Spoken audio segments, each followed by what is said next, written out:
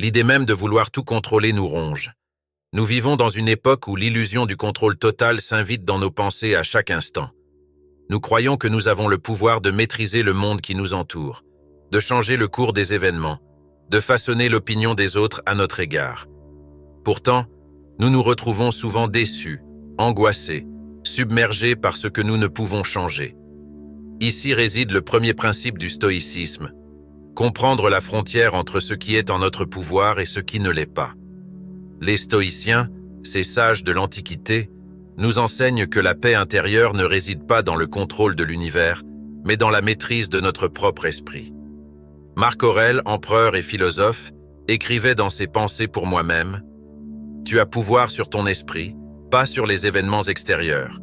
Réalise cela, et tu trouveras la force. » C'est cette réalisation qui ouvre la voie à la vraie sérénité. Car lorsque nous reconnaissons ce que nous ne pouvons pas changer, nous nous libérons du fardeau inutile des attentes irréalistes et des frustrations. Nous cherchons tous à éviter la souffrance, à écarter les obstacles qui se dressent sur notre chemin. Mais dans cette quête de contrôle absolu, nous oublions une vérité fondamentale. L'univers n'est pas sous notre commandement. Le stoïcisme nous enseigne qu'il existe deux catégories de choses, celles qui dépendent de nous et celles qui échappent à notre emprise. Notre esprit, nos jugements, nos désirs, nos actions sont de notre ressort. En revanche, la santé, la richesse, la reconnaissance des autres, la météo ou même le cours des événements sont hors de notre portée. La plupart de nos souffrances proviennent de notre résistance à cette réalité. Nous tentons désespérément de manipuler ce qui nous échappe, de contrôler les réactions des autres, de changer le passé ou de forcer l'avenir. Mais en vérité, cette quête de contrôle est une source infinie d'angoisse. Épictète, le philosophe stoïcien, l'exprimait ainsi. Ce ne sont pas les événements qui troublent les hommes, mais leur jugement sur ces événements.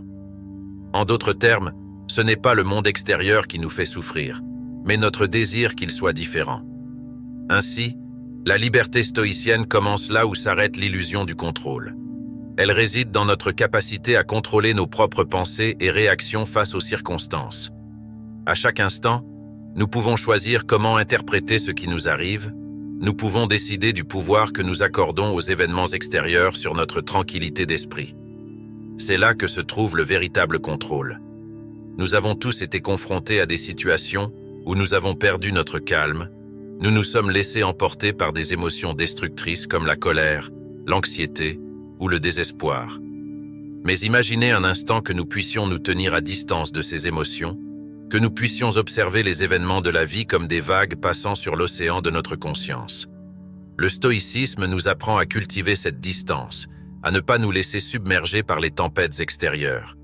Sénèque, un autre pilier du stoïcisme, disait « Un sage ne cherche pas à ce que les événements se produisent comme il le souhaite, mais il souhaite que les événements se produisent tels qu'ils se produisent. » Accepter ce que nous ne pouvons pas changer n'est pas un acte de résignation, mais un acte de courage. Cela demande une force intérieure immense de renoncer à notre désir de contrôler l'incontrôlable et de nous concentrer sur ce que nous pouvons réellement transformer, nous-mêmes. La vie, avec toutes ses incertitudes, est une épreuve constante qui met notre patience, notre sagesse et notre force à l'épreuve. Mais c'est précisément dans cette incertitude que nous trouvons l'occasion de grandir, de devenir la meilleure version de nous-mêmes. Accepter, c'est aussi apprendre à tirer le meilleur parti de chaque situation. Les stoïciens considéraient que chaque événement, même le plus difficile, peut être une opportunité de développer une vertu. La perte d'un être cher, la maladie, la pauvreté, ne sont pas des malheurs en eux-mêmes. Ce sont des épreuves qui nous invitent à cultiver des qualités comme la patience, la résilience et la sagesse. Marc Aurèle nous encourage « La pierre d'achoppement devient une marche. Fais en sorte que ce qui te bloque devienne un tremplin. » Ainsi, accepter l'inévitable ne signifie pas se soumettre passivement, mais plutôt transformer l'adversité en une occasion de renforcer notre âme. Nous sommes souvent prisonniers de nos émotions. La colère, la peur, l'anxiété nous dictent nos réactions et nous plongent dans un tourbillon de pensées négatives. Le stoïcisme nous propose un chemin pour dépasser ces émotions destructrices, pour ne pas leur accorder plus de pouvoir qu'elles ne méritent. Nous devons apprendre à les observer, à les comprendre, mais surtout à les relativiser. Imaginons une mer agitée par une tempête. Les vagues s'écrasent avec violence, le vent hurle. Mais sous la surface, l'eau reste calme et paisible. Nos émotions sont comme ces vagues. À la surface, elles peuvent être tumultueuses et chaotiques.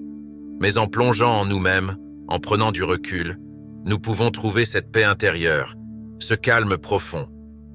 La pratique quotidienne de la méditation stoïque, en nous concentrant sur nos pensées et en évaluant nos jugements, nous aide à développer cette maîtrise de nous-mêmes. Sénèque nous rappelle que les plus grandes peines proviennent de l'esprit qui se tourmente lui-même. En apprenant à maîtriser nos jugements et à accepter ce qui échappe à notre pouvoir, nous apprenons à apaiser nos tourments intérieurs. Nous devenons maîtres de notre propre navire, capables de naviguer sur les mers tumultueuses de la vie sans être submergés par ces vagues. Contrôler ce que nous pouvons et accepter ce que nous ne pouvons pas est la voie vers une force d'âme inébranlable. C'est dans l'adversité que se révèle notre véritable nature. Les stoïciens nous enseignent que la vraie liberté ne réside pas dans le fait d'être à l'abri des tempêtes de la vie, mais dans notre capacité à rester serein au milieu de ces tempêtes. Nous devons nous rappeler chaque jour que nous ne contrôlons pas les événements, mais seulement notre réaction face à eux. Cette prise de conscience nous libère. Elle nous permet de voir la vie avec un regard neuf, de l'accepter telle qu'elle est, et de trouver le bonheur non pas dans ce que nous possédons ou dans ce que nous accomplissons, mais dans notre manière d'être et de penser. Ainsi, le message des stoïciens résonne en nous comme un appel à l'action intérieure. Ce qui dépend de nous, c'est de choisir comment nous réagirons aux circonstances, disait Épictète. Que ce soit face à une perte, à un échec ou à une trahison, nous avons le pouvoir de choisir notre réponse. Nous avons le pouvoir de rester dignes, courageux et constants, peu importe les épreuves. Et c'est là, dans cette maîtrise de nous-mêmes, que nous trouvons la véritable grandeur. En fin de compte, le stoïcisme nous invite à embrasser la vie avec ses aléas, à ne pas chercher à tout contrôler mais à cultiver la paix intérieure.